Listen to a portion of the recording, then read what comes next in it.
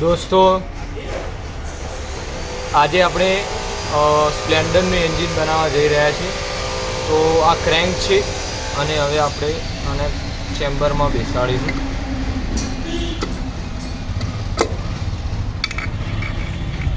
હવે આ ગિયરબોક્સ છે, આ ગિયરબોક્સ છે દોસ્તો.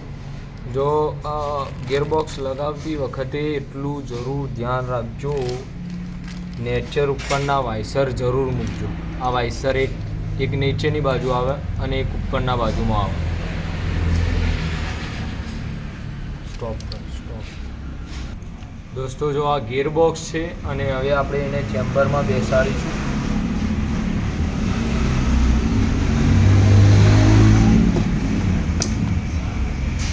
ચેમ્બરમાં ફિટ થઈ ગયા ગિયરબોક્સ.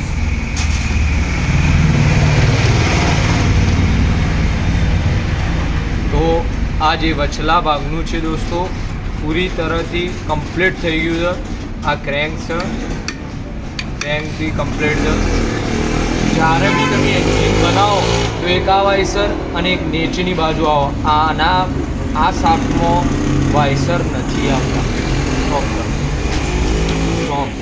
હવે આપણે આ પેકિંગ સેટ જે આગળના વિડીયોમાં જોઈ લીધું, આ પેકિંગ સેટ હવે વચલું પેકિંગ મૂકીશું. અહીંયા બોન્ડ મારવાની જરૂર નથી દોસ્તો, કારણ કે પૂરી તરહથી બોલ્ટ આવે છે એટલે લીકેજ થવાના ઇસ્યુ નથી રહેતા. તો પણ લગાવી હોય તો લગાવી શકો છો, પણ નોર્મલ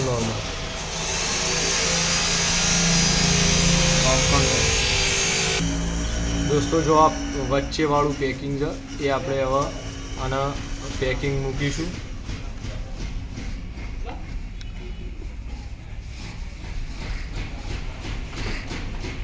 હવે આ બધી રીતે નેચરનો મતલબ ભાગ કમ્પ્લીટ થઈ ગયો છે અને આપણે હવે થોડું ઓઇલ લગાવીશું, કારણ કે એન્જિન કોરું ના ફરે એટલા માટે.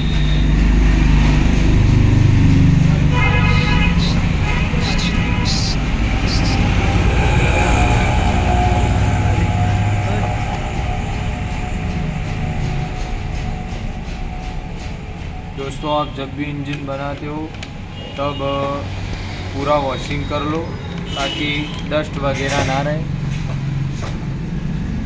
स्टॉप. જો દોસ્તો આ ચેમ્બર છે, હવે આપણે ચેમ્બરને ફિટ કરી દઈશું.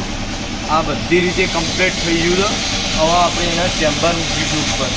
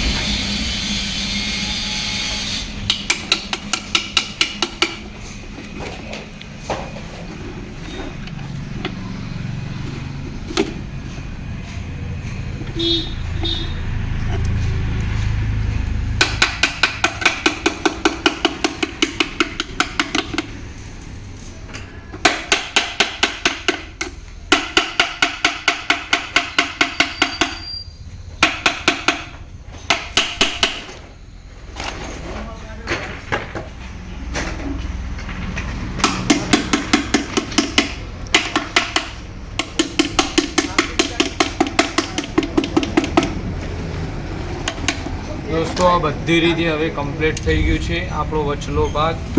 તો હવે એનો બોલ્ટ લગાવી દઈશું. સ્ટોપ. હવે જો દોસ્તો આપણે આ બધા બોલ્ટ લગાવી દીધા છે. હવે એને ટાઈટ કરીશું.